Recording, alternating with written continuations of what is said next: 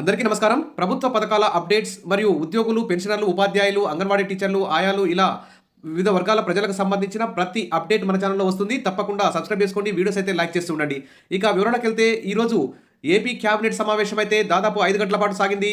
ముగిసిన AP cabinet సమావేశం పలు కీలక అంశాలపై నిర్ణయాలైతే తీసుకోవడం జరిగింది. ముఖ్యంగా ఎన్నికల హామీల్లో భాగంగా పేదలందరికీ ఇల్లు కట్టిస్తామని చెప్పి తెలుగుదేశం కూటమి ప్రభుత్వం అయితే హామీ ఇచ్చింది. అందులో భాగంగానే పేదలందరికీ ఇల్లు పథకంలో భాగంగా పట్టణాల్లో 2 సెంట్ల భూమి, గ్రామీణ ప్రాంతాల్లో 3 సెంట్ల చొప్పున స్థలం కేటాయిస్తామని క్యాబినెట్ అయితే ఆమోదం తెలిపింది.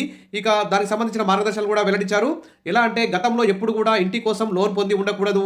బిలో పావర్టీ లైన్ అంటే దారిద్ర్య రేఖకు దిగువన ఉన్నటువంటి కుటుంబం అయి ఉండాలి. ఖచ్చితంగా ఆధార్ కార్డు కలిగి ఉండాలి. మెట్ట ప్రాంతాల్లో అయితే 5 ఎకరాల లోపు భూమి కలిగి ఉండాలి. మాగాణి అయితే 2.5 ఎకరాల లోపు భూమి ఉన్న వారికి మాత్రమే, పట్టణాల్లో 2 సెంట్లు, గ్రామాల్లో 3 సెంట్ల భూమి ఇస్తామని చెప్పేసి విధి విధానాలు కూడా మార్గదర్శకాలు కూడా ఆమోదించింది ఈరోజు ఏపీ క్యాబినెట్ మీటింగ్. అదేవిధంగా ఇక వ్యవసాయానికి సంబంధించి ధాన్యం కొనుగోలు కోసం 700 కోట్ల రుణం తీసుకునేందుకు కూడా ఏపీ మార్క్ ఫెడ్కు ప్రభుత్వం హామీ ఇస్తున్నట్లు ఆమోదం తెలిపింది. ఇక గ్రామ వార్డు సచివాలయాల్లో పనిచేస్తున్న దాదాపు 1,20,000కు పైగా ఉన్నటువంటి ఉద్యోగుల్ని, అంటే ఒక సచివాలయంలో ఎక్కువ మంది ఉద్యోగులు ఉన్నారు, ఒక సచివాలయంలో తక్కువ మంది ఉద్యోగులు ఉన్నారు.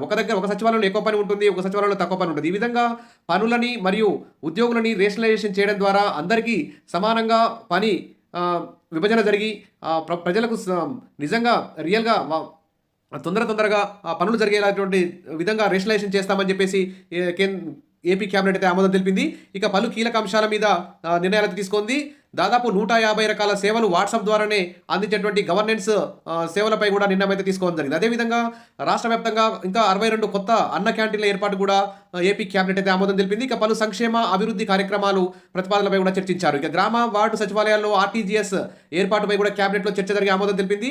ఫెర్రో అల్లాయిస్ పరిశ్రమలకు విద్యుత్ టారిఫ్ తగ్గించడం ప్రతిపాదనపై కూడా చర్చించడం జరిగింది. అదేవిధంగా కడప జిల్లా సీకే దిన్నెలో 2,595 ఎకరాల బదిలీకి స్టాంప్ డ్యూటీని కూడా మినహాయింపుపై చర్చ అయితే ఆమోదించారు. దీనికి సంబంధించి ప్రతిపక్షం వారు కూడా వ్యతిరేకించడం జరుగుతుంది. అదేవిధంగా సచివాలయంలో ముగిసిన కేబినెట్ సమావేశం నిషేధిత జాబితా నుంచి దాదాపు వైఎస్ఆర్సీపీ హయాంలో 7 లక్షల ఎకరాలకు మీద నిషేధిత జాబితాలో ఉన్నటువంటి భూముల్ని వైఎస్ఆర్సీపీ ప్రభుత్వం నిషేధిత జాబితా నుంచి అక్రమంగా తొలగించిందని చెప్పేసి ప్రభుత్వం అయితే గుర్తించింది. ఆ భూములపై మంత్రుల కమిటీ కూడా ఏర్పాటు చేయాలని కేబినెట్ అయితే ఆమోదం తెలిపింది. అదేవిధంగా ఈ 7 లక్షల ఎకరాల భూములకు నిషేధిత జాబితాలో ఉన్న 7 లక్షల భూములకు సంబంధించి ప్రభుత్వానికి అన్ని అంశాలతో సమగ్ర నివేదిక ఇవ్వనున్నటువంటి మంత్రివర్గ కమిటీ ఇవ్వాలని చెప్పి ఆదేశాలు జారీ చేసింది. ఇక వచ్చే క్యాబినెట్ భేటీలోపు ఈ నిషేధిత జాబితాలో ఉన్న 7 లక్షల భూముల అవకతవకలపై నివేదిక ఇవ్వాలని సీఎం ఆదేశించారు. ఇక అదేవిధంగా భూముల అవకతవకలపై కూడా నివేదిక ఇవ్వాలని జిల్లా ఇన్ఛార్జ్ మంత్రులకు ఆదేశాలు జారీ చేయడం జరిగింది. ఇక మహిళలకు ఫ్రీ బస్ గురించి అయితే ఎక్కువ దీంట్లో అయితే చర్చ అయితే జరగనట్టు తెలుస్తుంది. అదేవిధంగా ఉద్యోగులకు, పెన్షన్లకు సంబంధించినటువంటి ఐఆర్ కోసం కూడా ఎదురు చూస్తున్నారు. మరి కనీసం పెండింగ్ డిఏలు ఉన్నాయి, మధ్యంతర భృతి లేదు, పీఆర్సీ కమిషన్ కూడా ఏర్పాటు చేయలేదు. ఇంకా దాదాపు 25,000 కోట్లకు పైగా పెండింగ్ బిల్స్ అయితే ఉన్నాయి. మరి ఈ క్యాబినెట్ సమావేశం మీద ఎన్నో ఆశలు పెట్టుకున్నారు.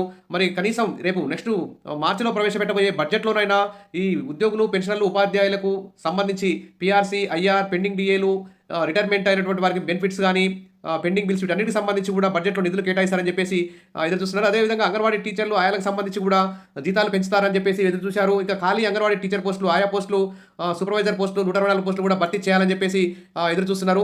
ఇక టీచర్లకి మినీ అంగన్వాడీలు మెయిన్గా మార్చాలని కూడా, వాటికి సంబంధించిన బడ్జెట్ కూడా కేటాయించాలని చెప్పి అంగన్వాడీ యూనియన్ కూడా కోరుతున్నాయి. ఇప్పటికైతే 560 పోస్టులకు AP supervisor, anganwadi grade 2 supervisor పోస్టులు నోటిఫికేషన్ ఇస్తే అందులో 124 పోస్టులు కోర్టులో ఉన్నాయి. ఆ కోర్టులో ఉన్న సూపర్వైజర్ పోస్టులు కూడా భర్తీ చేయాలని చెప్పేసి మరి క్యాబినెట్ క్యాబినెట్ మరి ఆదేశాలు ఐసీడీఎస్ శాఖ జారీ చేస్తుందని చెప్పి ఎదురు చూశారు. కానీ వాటి మీద కూడా ఎలాంటి చర్చ జరగలేదు. ఇంకా ఉద్యోగులు, పెన్షనర్లు, ఉపాధ్యాయులు, తర్వాత కాంట్రాక్ట్ అవుట్సోర్సింగ్, అంగన్వాడీ టీచర్లు, ఆయాలు, ఆశాలు, వాలంటీర్లకు సంబంధించి కానీ ఎలాంటి చర్చలు అయితే జరగలేదు. ఇవంటి దాదాపు 13 అంశాలపై, ముఖ్యంగా వ్యవసాయం, పరిశ్రమలకు సంబంధించి కీలక నిర్ణయాలు అయితే ఏపీ క్యాబినెట్ తీసుకోవడం జరిగింది. ఇక ఇవి వివిధ వర్గాలకు సంబంధించి అనేక సంక్షేమ కార్యక్రమాలకు చేపట్టడం జరిగింది. ఇది ఒక గుడ్ న్యూస్ అని చెప్పుకోవచ్చు. Wish all the best. అదేవిధంగా పట్టణ ప్రాంతాల్లో కూడా ఆక్రమిత స్థలాలు ఎవరికి అభ్యంతరం లేకుంటే ఆల్రెడీ ఇల్లు కట్టుకొని ఉంటారు, వాళ్ళకి పట్టా ఉండదు, ఆ ఇంటి రిజిస్ట్రేషన్ ఉండదు, కానీ ఆక్రమించుకొని పట్టణ ప్రాంతాల్లో ఇల్లు కట్టుకొని ఉన్న ఇప్పటికే నివాసం ఉంటున్న వారందరికీ కూడా మరి వాళ్ళకి రెగ్యులర్ చేయాలని చెప్పేసి, వాళ్ళకి పట్టాలు ఇవ్వాలని చెప్పి కూడా ఏపీ క్యాబినెట్ అయితే ఆమోదం తెలిపింది. ఇవన్నీ ప్రజలకి, వివిధ వర్గాల ప్రజలకైతే అనుకూలంగా పలు నిర్ణయాలు అయితే తీసుకోవడం జరిగింది.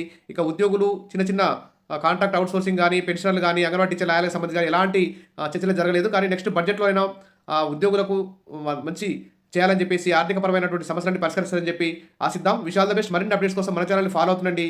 వీడియోస్ అయితే లైక్ చేస్తూ ఉండండి. Thank you.